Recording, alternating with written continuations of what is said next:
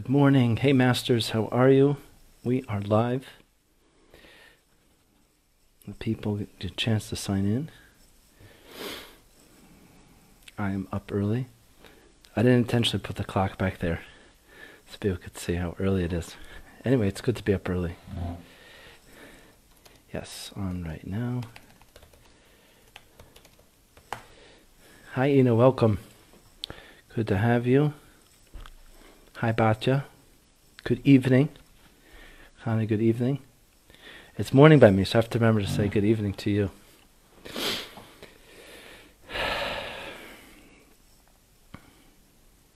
Oh, Rachel, you're up early also, right? It's early morning. Hi, Maya, welcome. Sebastian, welcome. Shalom. Welcome, welcome.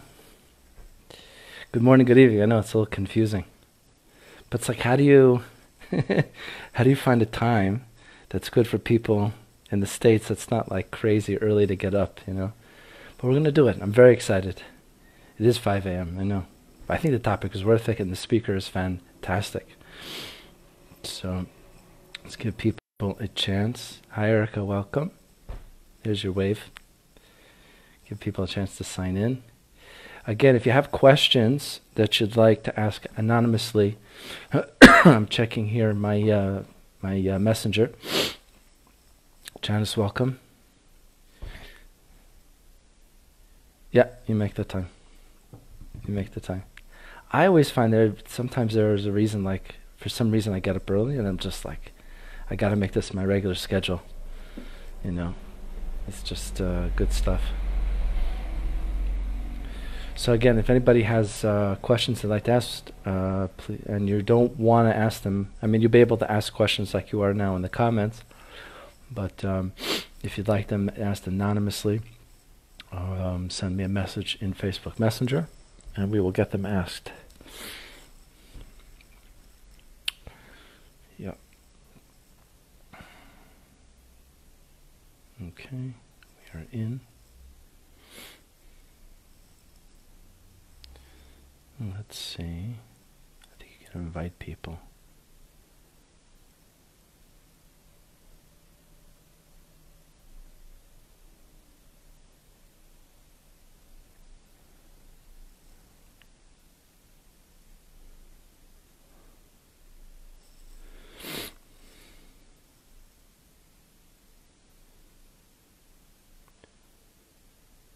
Ramani.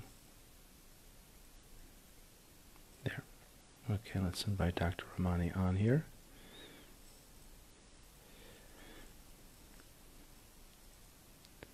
Get to work.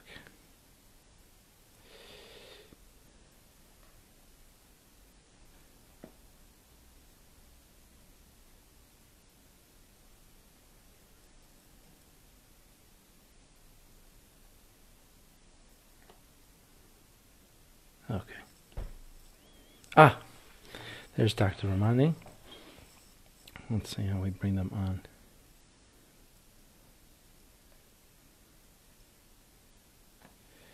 There's the painter blocking.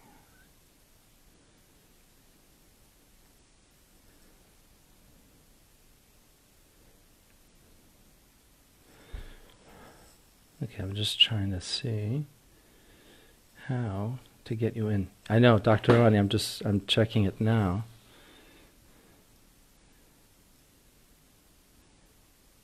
I know, is your camera set up? Are you on your phone? Because I see an opportunity to invite viewers, but it's not giving me a chance to add you. Let's see if this works.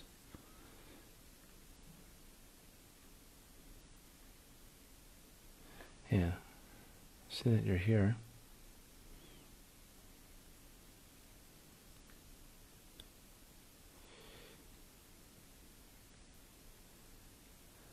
You're on your computer. Okay.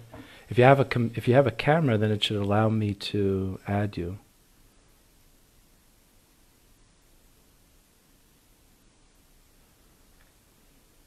Just seeing how to do that.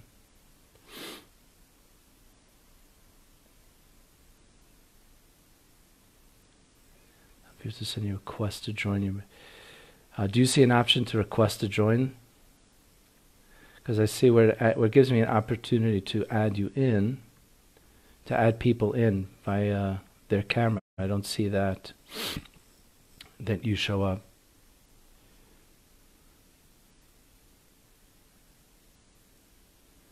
All right, we'll get there.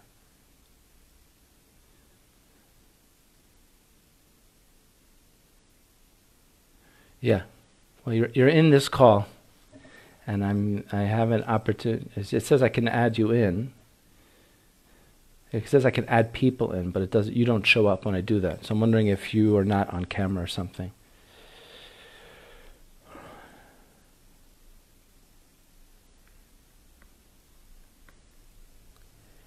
I need to invite you. Okay. Let me see if that gives me an opportunity.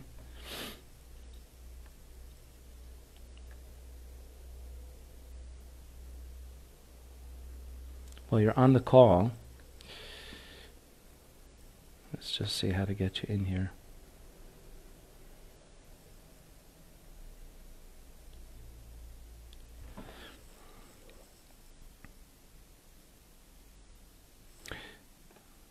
Okay. I don't. When I go to invite you in, it doesn't give me an option to add you. It could be that you can ask also on your end, and then I can add you in. Yeah, no, I'm hearing you and seeing you. Ah, there we go.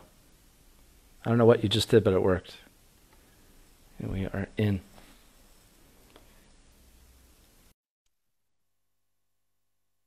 It says it's adding you, and we'll be up and running.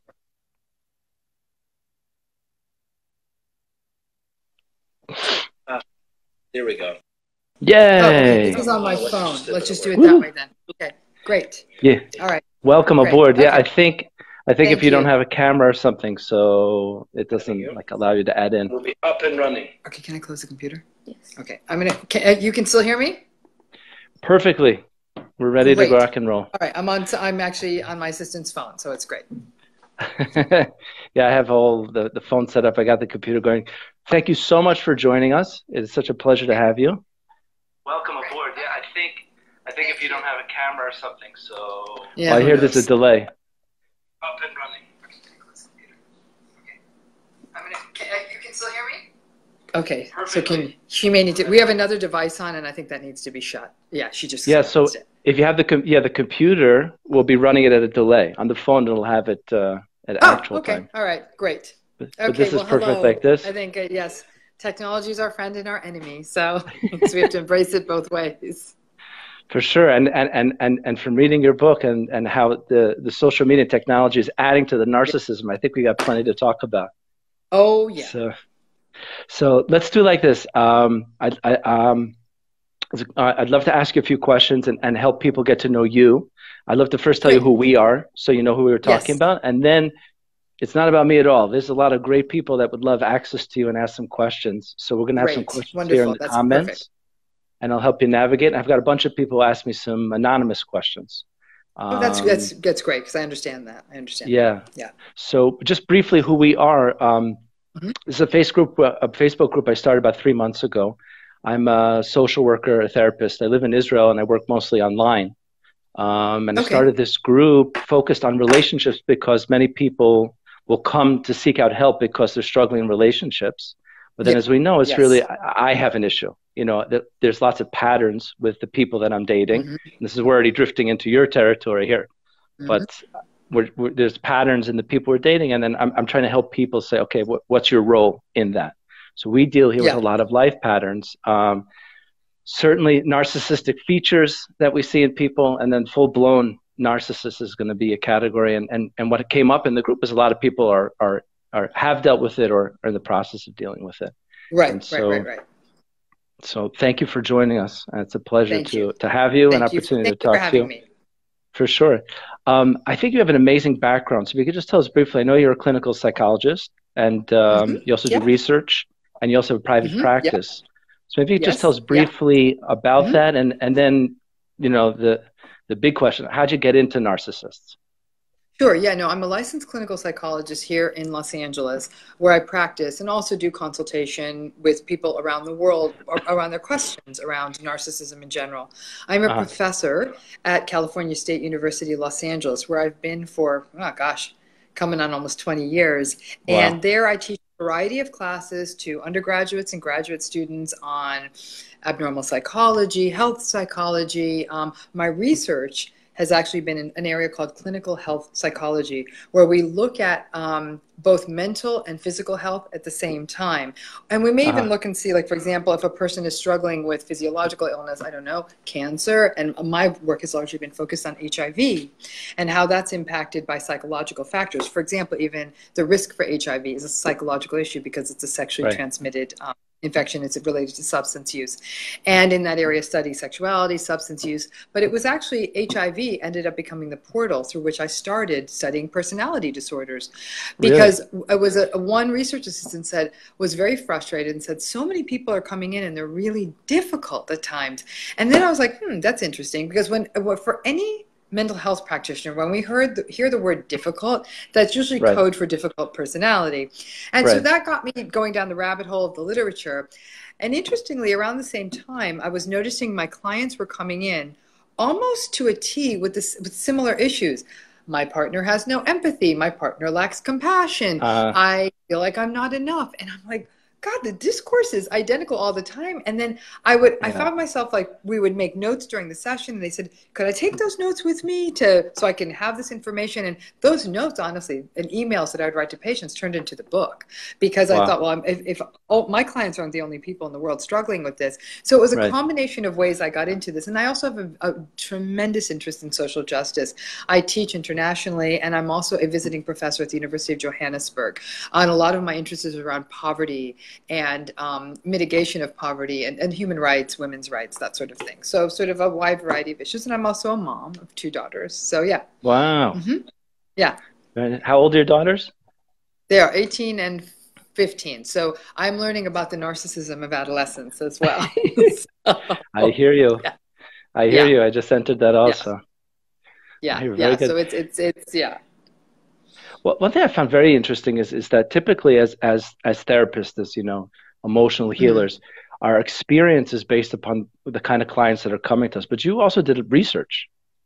Yeah. Yeah. So I think our research. Yeah, with our research, we've been able to assess people. And you got to remember, and I think something that might even come up in the discussion on this group is there are personality disorders and there are personality patterns. And I say this to you, Zalman, as a clinician, because here's what's interesting about narcissistic personality compared to almost all other diagnoses we talk about. When we talk about depression, when we talk about anxiety, when we talk about eating disorder, we talk about a person who is experiencing a lot of distress. They want help. It hurts them. When we talk about narcissism, it seems like the only people getting hurt are other people.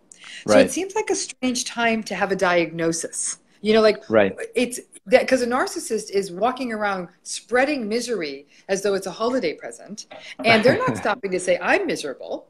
They're only miserable when they don't get their way. And so there's even a lot of controversy in the field about whether we should even call this a diagnosis. Like, if you're making other people miserable, do we diagnose that? I mean, I don't know what we do with it, but because they're not going to come in for help. I have had clients come in and say, hey, I'm a narcissist. I can tell you, I'm a decent clinician, and I think we've maybe moved like 5 millimeters, maybe a centimeter. I mean, there's only so much movement you can get. So, so in getting into the research, you'd find that there's a lot of issues around measuring these. A lot of people with personality issues don't have insight. They think everyone else has the problem. So it's very hard to get them to own up to their contribution to what's going on. So it's hard to measure. It's hard to measure. Right. And I'm going to get you to talk about, I know you're going to talk later about even if they do own up to it, there's not so much movement, and we're going to get there. But what strikes me as you're speaking, it sounds like the codependent, and sounds like the significant other in a relationship with an addict, which is really the addict doesn't have a problem, or the first person seeking out help is the significant other. Yep. And think about what you know about this too, Zalman, is that there's a lot of comorbidity between narcissism and substance use. You'll see addiction and narcissism often hang out together. And I have to say, one of the greatest heartbreaks I've seen, particularly in the families of addicts, they'll say, oh my God, he's such a jerk. And once he's sober, everything's going to be fine. And what ends up happening is the person gets sober and they're still a jerk. Now they're a sober jerk. So right, that's the dry always drunk. That's always been an interesting, that's always been an interesting dichotomy to me. Both dynamics, both addiction and narcissism, are very much embedded in denial. Yep. Similar features.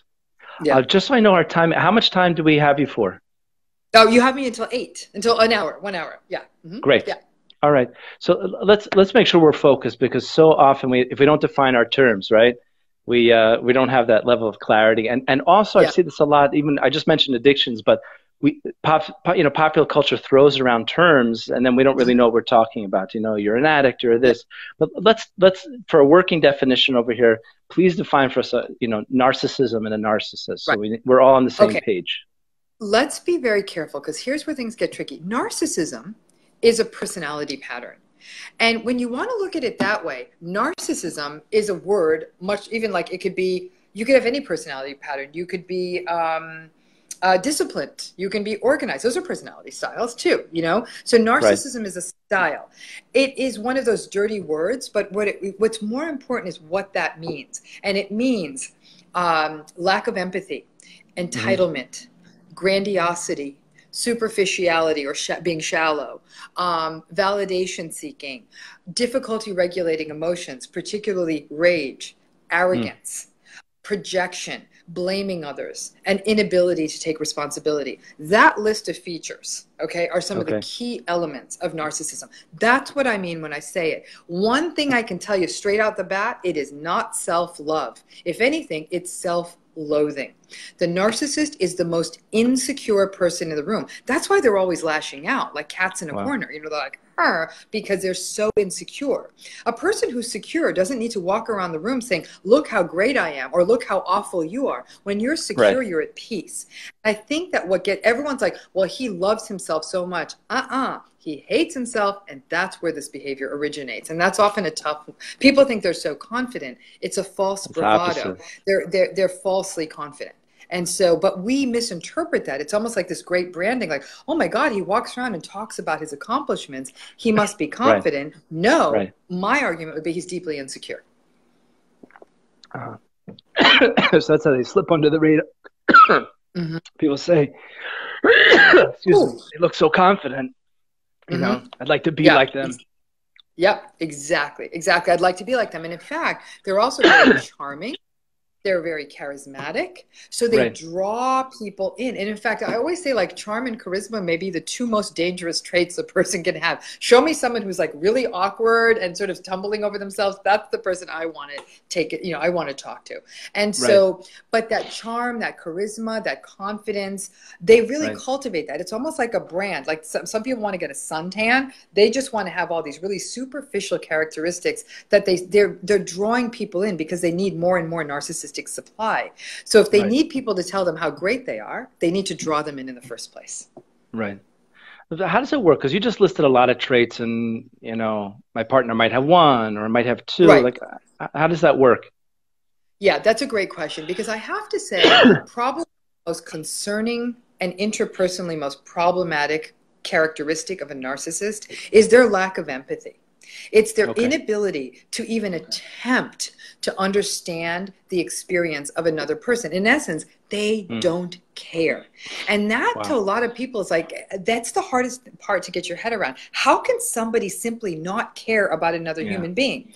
The reason for that is they literally view other people as objects with which they're going to satisfy their needs. It's almost like other people are either conveniences or inconveniences. So much like when you're hungry and you want to eat a bowl of cereal, a spoon is very convenient. You don't talk to the spoon. You don't say, hey, spoon, are you going to help me eat my cereal? How are you feeling this morning? You take the spoon, you eat your cereal, you toss it in the sink. That's how they view people. But when there's a time they don't need that spoon and it's sitting there in the middle of the table, it's an inconvenience. Like, get rid of the spoon. I don't need it right now. So when you're convenient to them, they will be mighty friendly. And that's where a lot of people sadly attempt to fall in love with them. Oh my God, they're so into me. They're paying so much attention to me. No, they're probably love bombing you or drawing you in. Right. And then you're convenient to them because they want to win you over. Once they win you over, they don't have much use for you because the narcissistic supply you give them gets stale really fast, and then they need new sources of supply. Right. I hear that. The spoon idea really hits it on the head. Yeah, It's really powerful. a spoon is really useful when you need one, and you'd be really nice to that spoon. Like, oh my God, I remember you sometimes forget them at work. I'm like, oh, I want to eat my yogurt. And when you find the spoon, you're so happy to see the spoon. But when I don't eat yogurt, I have no use for the spoon. Yeah. It's disposable. Exactly. And for narcissists, people are disposable. Disposable, right.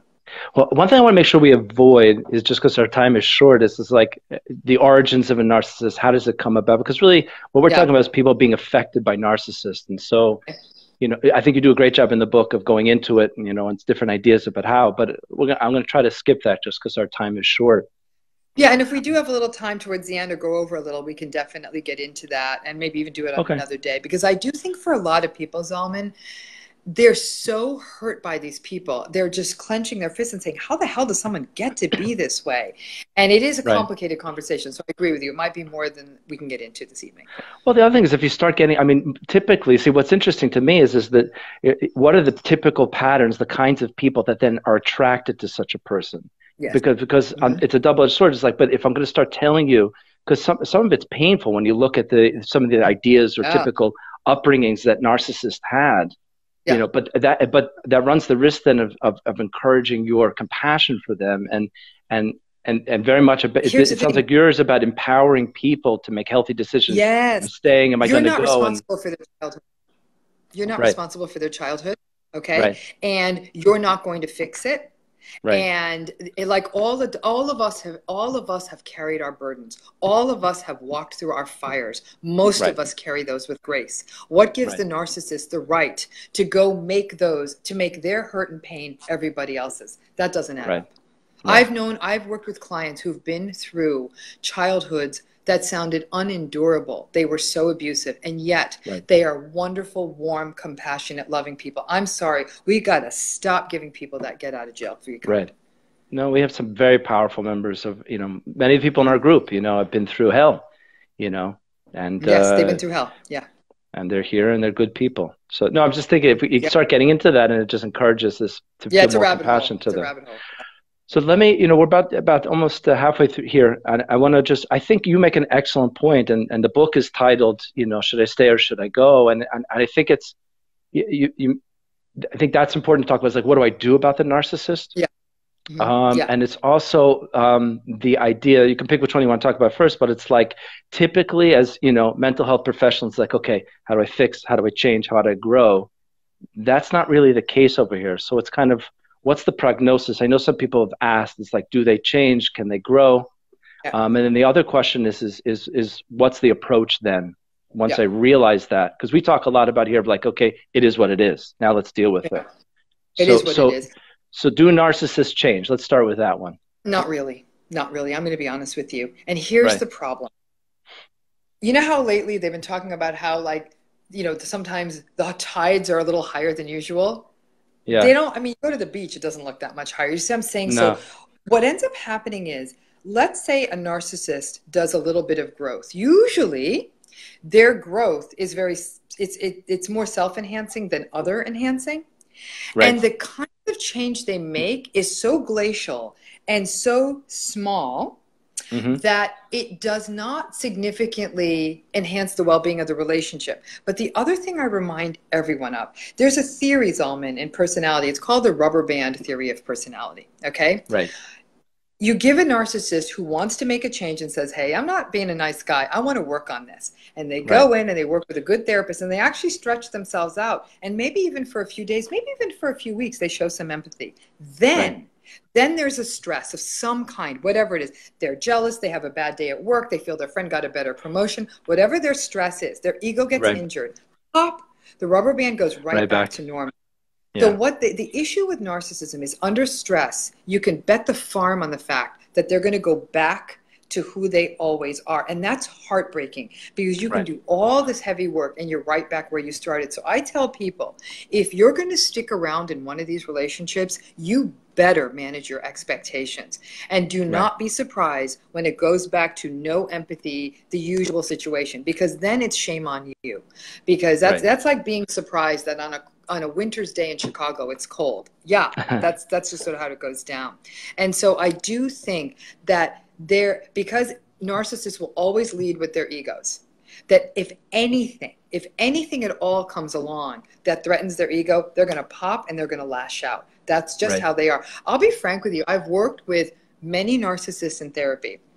And what ends up happening is they'll even get to some level of empathy in therapy. Like they'll be much more mindful to say, hey, doc, how you doing? You know, like they're able to do that. But they'll be the first ones to say, I recently worked with someone who's like, wow, I'm like a really shallow guy. And I actually wish I never even did this therapeutic work because now I know I'm an ass. You know, before I was kind of going through world, like, and he's like, and I don't see how I'm going to change this. You know, so it's very interesting that even when they do have some insight, that it's like, it's that shallowness has always been what sort of has propelled them through life. They've always been very superficial, very validation seeking. For them, validation is the air that they breathe. It's really different to find a new air supply, like a new air source. And so I haven't seen that much change. I find that whenever you frustrate a narcissist, no matter how much therapy they've been through, they still always react with rage, always react with rage. And that rage can be terrifying. Yeah, tell us, I saw in one interview to talk about a story about one of the narcissists who you were working with who texted you, like, what do I say now? Yeah. And it's literally, I'm like their empathy avatar because they can't come up with it. And sometimes they'll say, I'm going to hold off on sending a text or an email until you can read it. And I'll look at it and I'll say, wow, they're not able to even, they're not able to draw it out. They really don't have it. And so there's no gas in that tank. And I think what breaks my heart is to watch people spend 5, 10, 15, 20 years thinking that thinking that empathy is going to show up magically one day, which, if I love you just a little bit more, it'll work. Yeah. And so I'm going to keep trying harder. And I do have to say, where a lot of people get lost in these relationships is because the narcissists are so good at the courtship phase. They're so good at love bombing. They're so good at making you feel for a moment in time that you are the only human being on the planet. I know people who are 5 to 10 years into a relationship with a narcissist, and they're like, but the first 6 weeks were so good. I'm like, dude, the first 6 weeks were like 7 years ago. A long time ago. Wow. There. I mean, that's like me thinking like I could fit back into my wedding dress. Like, not happening. Not happening. Oh, that's painful, but it's true. Okay, so then it's like, okay, do I stay or do I go? Like, what are the options? You know, you realize I've got a narcissist, and in the best case scenario, which you don't have narcissists running into your office saying, hey, heal me, which is rare. And even if they do come in, there's very little change. So what are the options? Okay, so the options are, we got 2. Stay, go. Okay, it's easy. So we're at a crossroads, right? Right. So do you want to start with stay or do you want to start with go? Well, I mean, the obvious is go is the obvious one, you know, and it's pretty quick, and then stay but you know what? It doesn't matter. You're running the show here, whichever one. But you know what? Okay, so let's start with stay. Okay. Stay is actually, for a lot of people, why would you want to stay with somebody who treats you with no empathy, no compassion, is deeply entitled, and all of that? I can, when I've done so many interviews on this, the standard answers are, I'm afraid, we have children, my culture, my religion, I can't support myself, I'm afraid I'll always be alone, and I still love him, or I still love her. Those are the reasons I hear most often. And you know what? It's not so simple. I am never, ever. It's not simple. And it's not my place to invalidate, say, no, you don't love him. Like I can't say that, nor can I push back on the realities of, if they are raising children together and they do worry about those issues financially. So I'm going to say, okay, number one, things are not going to change. Things are not going to improve. This guy is not going to walk in the door one day and be Mr. Empathy. So you now, number one, have to adjust your expectations. And I must say that many people have said that when they finally were able to get there, to that point, when they realized that they were never going to get that empathy, when they knew that this person was never going to change, that they were always going to be living with criticism, abuse, insults, lying, and cheating. Once they realized that, they said it almost became easier, because the thing that was destroying them was the hope. Oh, and so they said, once I kind of gave that hope up and realized that this was going to be the state of affairs, acceptance in essence, once they got to that place, they were then able to say, okay, it's time for me to cultivate other things. I'm going to give the best of myself to my children. I'm going to cultivate my friendships. If I'm, you know, and some people, when these relationships are abusive, that's hard. I'm going to ensure I get therapy. I'm going to work on my spiritual core more. Like, I'm going to create that support, because I ain't getting it. I am not getting it from this person. Right. But it's like it's almost as though you've been taking a bucket to an empty well for 10 years. And you're like, oh, there's no water here. Let me see if there's some other water sources here. I'll be frank with you. There's been people out there, once they got the insight that this narcissist of theirs was never going to come around, they actually had an affair. They're like, I just want to feel someone kiss me like they want to kiss me. I'm not going to judge that. Like, you do what you got to do to survive. And they said, you know what? I had a few affairs. It got me through. We got the kids out of the house, and then they reassessed. So I think those are very personal decisions. But I do believe that many times narcissists, they do isolate people from their friends. They isolate people from their families. And after many, many years, you haven't had a single validating voice in your life. So should I stay means changing your expectations, but it also means you have to take care of you through whatever means you can possible. And that means self-care too. That might mean eating well and getting enough sleep and all the things that you might need to do to be able to stay. Okay. Now, should I go? Well, that seems like the logical choice. And obviously in the long term, it's probably going to pay out more dividends, because now you're far away from an abusive person, and isn't that great? If you have children with this person, you are going to be going into a nightmare of custody, of fighting in the courts. The American courts are notoriously bad at dealing with custody issues around narcissistic partners. So it's a real nightmare. It's a real nightmare for people who are in these situations. So when you have kids, that's one set of problems. The narcissist does not like, their ego cannot tolerate somebody leaving them. They hate that. And so they will often make life a living hell for the person who left them. They will stalk them on social media. They will speak badly of them in public. They'll tell their family they will completely defame them and dehumanize them. They'll contact their workplace. They'll polarize all of their friends. They will alienate the children. I mean, they will do a tremendous amount of damage. So you can't go easily. But many people will say, despite all the abuse that happened after they left, they still felt a massive sense of relief when it was done. So, and you do need to be prepared for the legal battle of your life. Like, I know people who have divorced narcissists, and they spent 10 to 18 years sometimes in some of the messiest custody battles. In fact, the only thing that ever ended it was the kids growing up and leaving the house. That's how it all came to an end. There was no more custody to discuss. So it's a very, very painful battle. Same thing with should I go? You may need therapy. You may need your other support. You need to cultivate networks of friends. You need to take care of you. People who have been in relationships with narcissists have not been taken care of for years. Wow. Total neglect.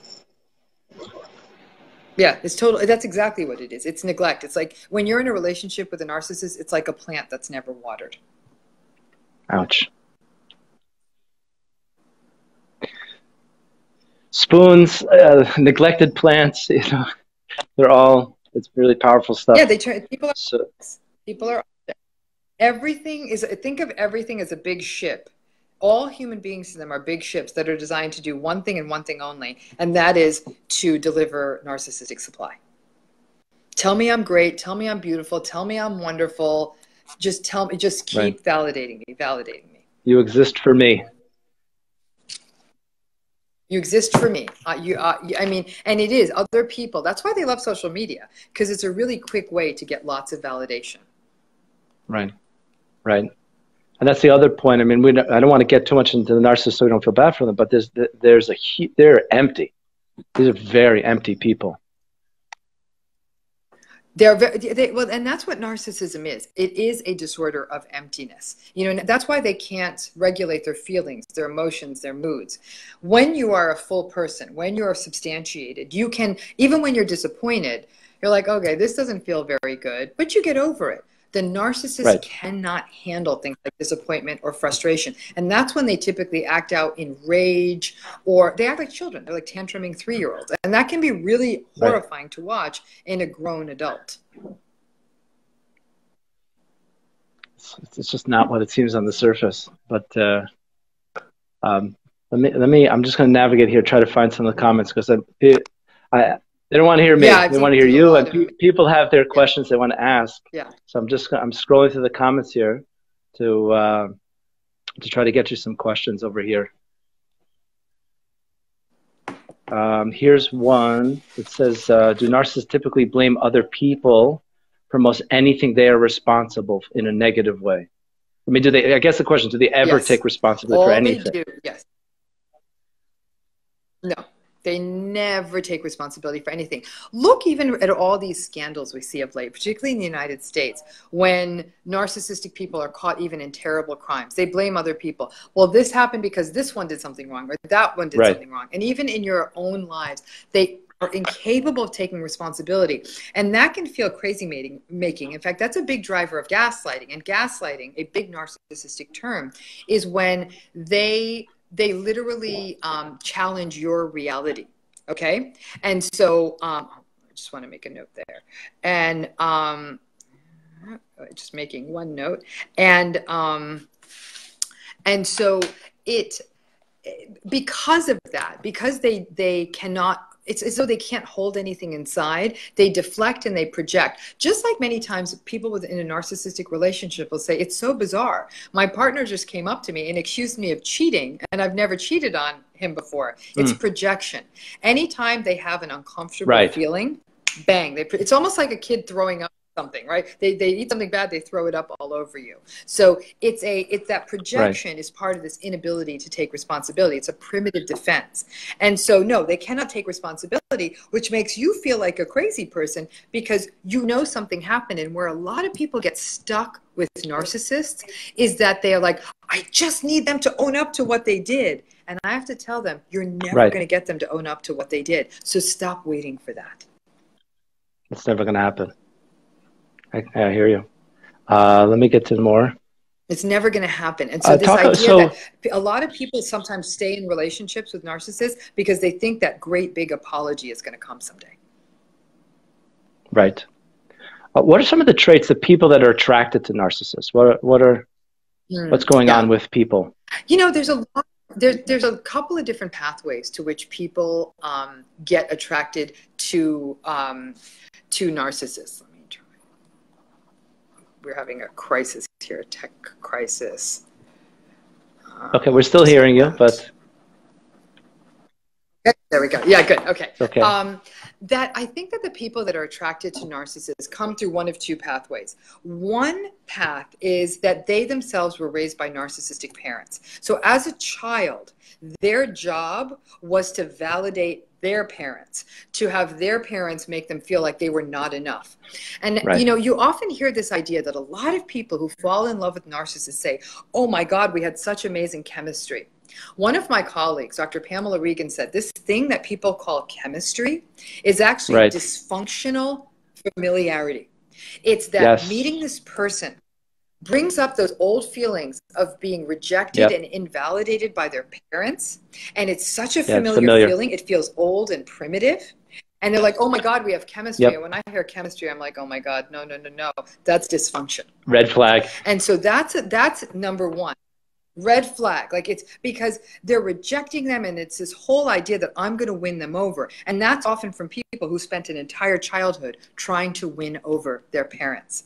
Here's this interesting second pathway by which people sometimes fall for narcissists. Either you come from a deeply dysfunctional, invalidating family, or you come from an overly happy family where your parents are deeply in love and everybody gets along. And I'll tell you why. Because you become so like, well, everyone's nice, that you can't possibly even get your head around the idea that somebody could lack empathy and lack compassion. So even when Right. people say, you got to get away from this guy, he's a bad guy, like, no, love heals everything. I'm going to Right. heal them because everyone in my family loved everyone. And you're like, oh God. Right. So it's almost like you need to find that nice middle stream where there were just enough family arguments that you learned a few tricks, but no one was invalidating you. That's that sort of, I've never heard someone prescribe family arguments. Yeah. A little bit of family dysfunction, A little bit. just enough. It's like chicken pox. Once you get it, you're fine. You just need a little family chicken pox to make sure you don't get it. Right. Right. Someone's saying over here that the narcissist, one of the techniques they use is to make their partner think that they can't make it without them. Yes, yes. And well, think about what that is, because one of the biggest narcissistic relationship sentences is, no one's ever going to love you the way I love you. That once you hear that sentence, you should run away quickly. Okay? Because what that does is it devalues you. Why wouldn't anyone love you? Because I'm a lovable person. So of course other people should love me this way. Okay? So they're devaluing you. They're making it seem that if you leave this relationship, it will absolutely be terrible. So it's this idea that no one's ever going to love you this much. And so they make it seem like the buck stops with them. And by doing that, they really enhance that sense of terror. And so a lot of times, because you're already terrorized in this relationship, you'll often stay. Right. Someone was mentioning here, and I think I've seen you mention it also, if you find yourself with someone and you feel that, I think I need to start recording these conversations, that's a big red flag. Yes. I always call it the email test. And by that, I mean that I have so many people who have spent so many hours writing these long, eloquent emails to their narcissistic partner saying, they never listen to me, but they're going to read this long email and they're finally going to understand my point of view. Right. Once you're in a relationship where you feel like you have to start writing long emails to explain yourself, get out. Right. And I mean, they'll spend days. People will spend hours, days, like they're in 10-hour day on writing these emails. And then they'll send it thinking, now they're going to read my beautiful argument and they're going to finally get it and they're going to be enlightened. And yes. Got a good question here called, well, they're all good questions. How can you tell between, there are people who are selfish and then there are narcissistic people? Is there a way to tell the difference? Yes, there is. A narcissistic person, a narcissistic person lacks empathy. So a selfish person, and let's go back over the list. They lack empathy, they're entitled, they're grandiose. Right. People who are selfish, they may always prioritize themselves. Okay, but they will still be capable of sometimes showing empathy. Does that make sense? So they may say, hey, I'm going to get the most expensive entree, but do people want to try some of it or something like that? There'll be this sense that they're very self-serving, but they do take a moment to check in with other people from time to time. They will sort of take the best thing for themselves, but they may actually check in with somebody else. Now, are narcissism and selfishness very closely associated? Absolutely. Okay, absolutely. But it's but not all selfish people are narcissistic, because some selfish people do actually have the capacity for empathy. They're not always entitled. They aren't grandiose. They're not always seeking validation. Right. So it's the empathy. That's a real big one. That ability to be empathic. That's the real big key, I think. I think that's what I'm hearing you say. That's the key, because there's some people out there. Let me give you an example. There may be that person who will say, you know what, today I'm staying home tonight. And I know this event matters to these other people. I've had a rough week. But they will check in and say, I'm so deeply sorry I'm missing the event. I know this means a lot to you, but I'm actually starting to feel sick. So what might feel like a momentary selfish decision, they actually still circle back and they will check in on the other people. And then it comes down to a matter of pattern. If they always make the selfish choice and they always reach back, but they always make the selfish choice, I got to wonder then how much they are still not really having empathy, because they always do what works best for them. So like I said, it's a very fine line. And it is like, it's almost like, do they ever get it right? Or the majority of the time, do they get it wrong? If the majority of the time they get it wrong, it may be more narcissism than selfishness. Right. That's a good answer. Let me just check here. I've got a couple of anonymous questions that were asked. Right, that's fine. I think we touched on it. Do narcissists evolve? And are they narcissists their whole lives? That's a great question. First of all, we made the joke about adolescence before. All children and the majority of teenagers look narcissistic. That's the bottom line. Right. They're selfish, Okay. they're self-centered, they're entitled, everything my way or the highway. So you don't want to overcall it out at that point. I think one of probably the most important job of parenting is to enhance the sense of empathy.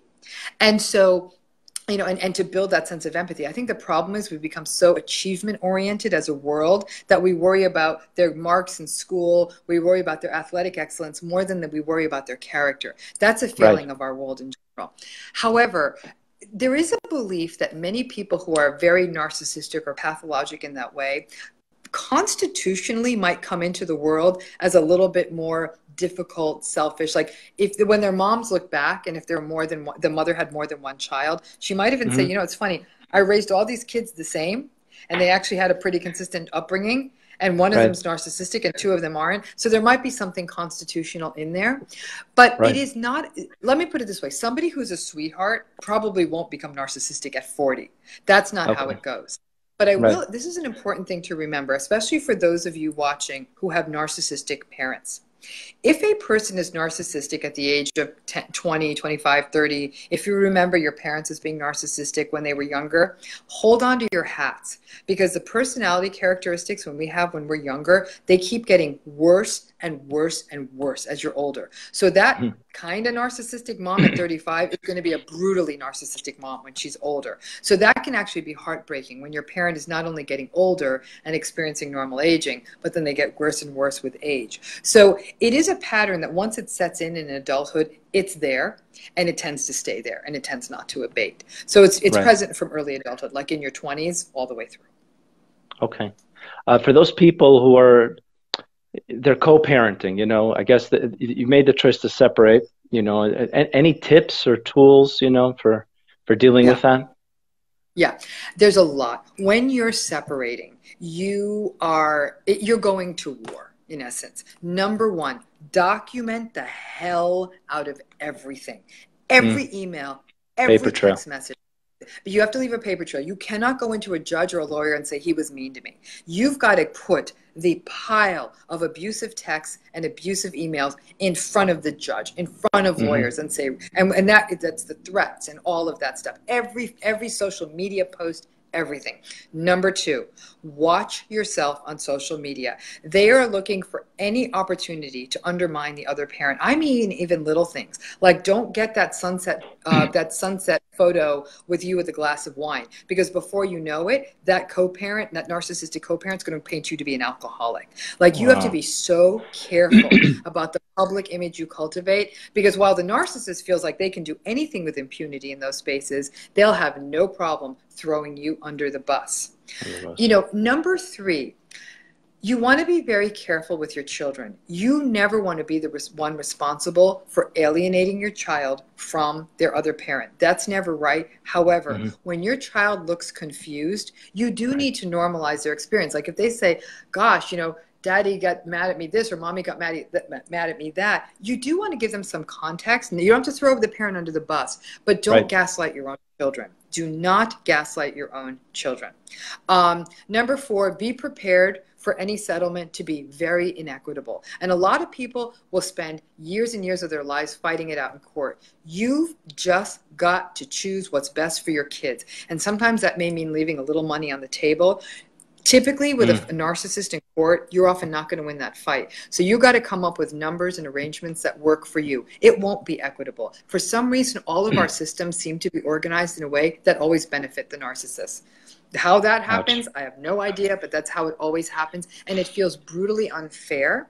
And one thing I think that makes healing from narcissistic abuse really difficult is people get really caught up in this idea of this is not just. I want justice. I want justice. And they spend years, if not decades, obsessed with this idea of getting justice. Tell people, give it up. The more you can let this go and distance yourself from that narcissist. And yes, it may seem like they won, but the fact is they have to be them forever, which is awful. Right. But it may never feel just on paper, but if you can get distance from that person, you won. You won. You got away from the toxin. You got away from the poison. Good point. I got a great stuff here. Another question. I'm the loved one of a person leaving a relationship with a narcissist. I'm the loved one of a person. Of a person leaving a relationship. Okay, how can I support her as she's ending the relationship? Okay, that's a great question. And I'm so glad you asked that, because a lot of people who are frustrated with a friend who's like, oh my God, you keep saying the same thing, you keep going back. The temptation is like, I'm not listening to this anymore. Right. I often say to people, when a person leaves a narcissistic relationship, they're likely to go back 5 to 7 times before they leave for good. So the thing that's terrifying for a person who's going through narcissistic abuse is that because it is so abusive and it's so powerful, that people do go back, because in many ways they've been brainwashed, almost like they've entered a cult or something. Okay. Right. So the most loving thing you can do is unconditionally love that friend, because they've not gotten that for a long time because of their partner. It does mean you as a friend, you have to be very patient. And it doesn't mean that they're ignoring your advice. What it means is that in some ways, the narcissist has so infected them, has so left them feeling downtrodden, has left them feeling so insecure that they keep going back, because that's the pattern they're in. And it's almost like being with a child. Sometimes you have to keep reassuring them and letting your friend know that I'm here for you. And even if they go back, they listen. Let them know you don't agree. Say, I don't agree with you going back. I think this is incredibly unhealthy, but I love you for you unconditionally. However, and when you leave, which I hope you do, I'm here to help you. So you do not need to be there, and you don't need to throw rice at their 5th wedding. Okay. In fact, some of your people are commenting Stockholm syndrome. It is. It is like Stockholm syndrome. They have fallen in love with their captor. And I'm amazed at the number of people who will tell me how abusive their partner is. And they'll say, but I'm in love with them. I said, no, you're in love with the story you're telling yourself about this person. Yeah. You're in love with that familiar feeling of being rejected by your partner, just like you were rejected by your father. It's the most seductive feeling in the world. It's familiar. Yeah, it's familiar. Yeah, totally. It sounds like, I mean, this idea of going back and leaving, going back, I mean, it sounds like a battered woman. It sounds, no, this time it'll be different. Yeah, I tell people that almost without exception, all domestic abusers, and that means emotional or physical abuse, are narcissists. I've never seen a domestic abuser who's not, ever. Because if you can do that, if you can abuse the person you allegedly love, you have no empathy, and you have none of that inner core of goodness. So you're a narcissist. That's it. Right. So if anyone has that in their background and they say, nah, I was just a hothead, she made me crazy. You had the capability to reach out and put hands on someone you love. That is never okay. That speaks to someone something so inherently broken in that person. That's something they got to figure out. We're speaking, just to balance it out. I mean, it's not balanced, but the majority of narcissists are male, but they're not all male, right? No, I have seen many, many men suffer at the hands of a narcissistic female partner. I mean, and in fact, we're probably going to start seeing more and more of an uptick, because listen, interestingly, a lot of the reason why narcissism is very male focused is it comes out of a place of privilege. Right? I get to have special treatment just because I'm me. I don't have to earn your respect. I don't have to be kind or warm to you. So it's very much that sense of, it comes from that sense of privilege. So in cultures where men have more privilege, you see more narcissistic men. However, when a woman has that kind of privilege, listen, many of your viewers, many people you've worked with had narcissistic mothers. So there's a lot of them out there. They themselves may have had narcissistic parents, like it's often very intergenerational. So we do see it. With women, sometimes it tends to get a little bit more masked because they don't have as much power in society. But trust me, where a lot of women exert their narcissism is with their children. Yeah, we do see that with, the kids growing up, not getting that nurturing, that tuning in, and it's, I guess it was narcissistic. And now with the phones and social media, whatnot, there's like all the more reason to be self-absorbed and not tuned into a child. Yeah, absolutely. Yeah, we're becoming increasingly more sloppy in how we're raising children. I have to be honest with you, and my children were very young. There was no such thing as social media or I smartphones. know. And it's the greatest blessing of my life, because when my daughters were nursing at my breast, there was nothing else I could do but stare at their face, because there was nothing else I could do. There was no phone to Right. look at. Sometimes I might have watched TV, but in the middle of the night, I couldn't do that because it would have made noise. So my Right. point is that in terms of how these things have affected parenting, they ain't doing anyone any favors.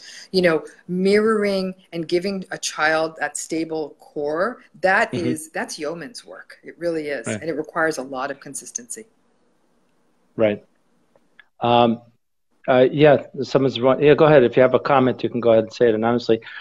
I think one of the questions here is, the person struggling to break free that wants, is it like a first step?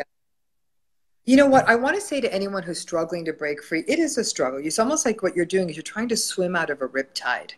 That's what leaving a narcissistic relationship is. And to understand that you're not failing if it takes you a few times to get there, that if you're full of self-doubt, that this is going to be hard. So that struggle is very real. Think of narcissism in some ways as somebody who's infecting you with an illness. And the illness they're infecting you with is insecurity.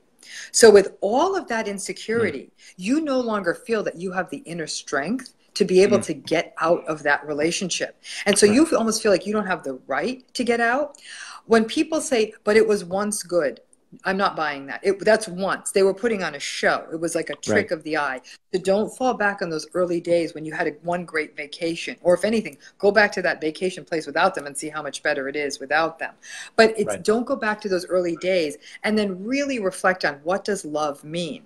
It is not the responsibility to rescue someone else, that you grow together. I tell some people who are in narcissistic relationships to make a list of all the terrible things their partner did and keep it in a journal or in their phone or something like that. So when they're having a moment of self-doubt, go scroll through that list and they're like, okay, yeah, no. Right. But make that in a moment you're angry, so you can see it all there laid out in front of you, because you're going to have more bad days than good days. Pay attention to that.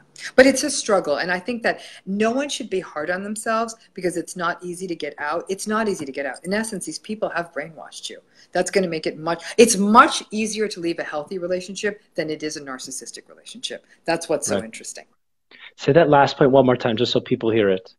It's so much easier to leave a healthy relationship than it is to leave a narcissistic relationship. A person may say, why would I want to leave a healthy relationship? Listen, you may have a relationship with somebody who's a good person, but the two of you are starting to grow in different directions. And when you're able to look at each other and say, I love you, however, I think we could probably grow more with other partners, and you give each other a hug and go, that's easier, because you know you both gave each other the best of yourselves, but it's time to go on a new journey. Those relationships didn't break you. Narcissists do the equivalent of taking an axe and cutting you off at the knees so you can't escape. Right. I hear you. Yeah, a lot of the work that I do with people is they themselves working on these patterns. Like you talk about familiarity, and how we keep recreating or attracted to certain things. But I do find that I'm just not able to help people, let's say, when there's been trauma, there's PTSD that's going on. And it sounds like, if I'm in a relationship with a narcissist, it's such a storm. You're not really going to be able to get to work on your own individual stuff. So, I mean, our time is basically up, but people who need your help. If people want to go a few more minutes, would that be useful? I mean, we could go a few more minutes if there's still more questions. If people really want answers, I hate to leave people hanging. So we could go a little longer. Well, I tell you what, give me 5 seconds here to scroll and see if I miss any comments. And why don't you meanwhile let people know how they can get in touch? First of all, they should read the book, and I've been pumping the book. They should absolutely read the book. Here it is. There it is. Should I say it? Should I put backwards in your screen, I think. But I have to tell you, frankly, I do recommend it because it is a compendium. But if people have more questions I haven't answered, I'm happy to go longer. Okay. I do know how much people need this information, and I feel honored to be able to give that information. Okay, so I'm looking, but if people want to find you and they want specific support and more help, how do they find you online? So, I am able, if they want more information on getting more specific consultation or our seminars and all of that, listen, I guess I need to come to Israel and do a seminar. Perhaps that someday we'll do a live one I've never been, and most of the group, well, you're welcome. I'd love to have you, but most of the group is not. They're in the States. Oh, great. So guys, everyone is listening. We're starting to do a series of seminars in the United States. So if you reach out by email, my team will get back to you. But also we're on social media, all platforms, Twitter, Instagram, Facebook at Dr. Ramani, DoctorRamani. I have the most amazing social media team that's very good about, keeping everyone abreast and in the loop. And also feel free to reach out on LinkedIn and add me, and we make sure we put, posts there as well. So, we really, really are. We are going to do seminars in the United States. Basically, sometimes if people even say, hey, listen, we got a community center and we got a hall for you to speak in, come out here. Right. We might even be able to make that work. And I see someone says, come to Canada, tell me the name of the city, and come to New York. I'd love to, because I think people like having that opportunity, not only of getting their questions answered, but sometimes hearing other people's questions can provide tremendous insight. I think we can all create a community of people who have been through this. If they want the email address, it is, so it's Dr. Ramani. It's Dr. DRRA. It's DRRAMANI. At Dr. DOCTOR-Ramani.com. And Zalman, I can send you that information too if you want to put that up to your users in a group. And again, I think starting with the book. And I think someone actually asked, is the quiz in your book enough to diagnose someone? Probably not. I think to get a definitive diagnosis, the standard of the field is that you need to be in a room with someone. That's why we talk about patterns, that this could be a narcissistic pattern, and it doesn't feel good. If you have 15 to 20 of the traits on the list in the book, that's not a pleasant thing to spend time with. Yeah. Right. No, I hear you. Absolutely. But I also to reflect what you said is that that's one of the reasons I created the group is that there are a lot of, amazing people and courageous souls that are commenting a lot, but there's a lot of people who are following along, not commenting, but boy, are they growing. And that's fine too. I want to say this, Solomon, here's the most important point I want to make. For me, the reason I got into this work is I saw so many strong, good people, men and women, a lot more women though, whose voices had been silenced for years by being in one of these relationships. And it is heartbreaking to think about all the potential the world has lost, all the compassion the world has lost, because those people felt silenced by the narcissists in their lives. I want all those words, those voices. I want those people to get their hearts, their souls, and their sense of self back. That's what really matters to me. That's why I do this work. And the idea that somebody could take that away. Too many people have been looking into faceless mirrors for too long by being in relationship with narcissists. When you look into the face of somebody you love, you should see the best parts of yourself.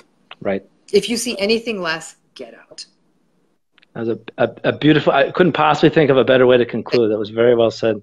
Dr. Ramani, thank you so much for your time. It was my pleasure. It was great to meet you. Thank you to all your viewers for their amazing questions and for sure. That I really appreciate. For sure. Much continued success in your much needed work. Bless you. Thank you so much. I appreciate it. For sure. Okay. All the best. Okay. All right. I have no idea how to end the interview, but I'm going to figure out and press a bunch of buttons and we'll work it out. Sounds great. Okay. Thank you so much. All the best. Okay, Masters. That was awesome stuff. One of our students. Great. Please share with us the book. I've been posting some comments about the book. I think it's fantastic. So, I hear you, Rachel. But I see the same thing by addictions. If you don't really understand what it is, you'll mistake it for something else. But yeah, great stuff. Okay, everyone, thank you for tuning in. Anyone who missed it, the recording will be up soon.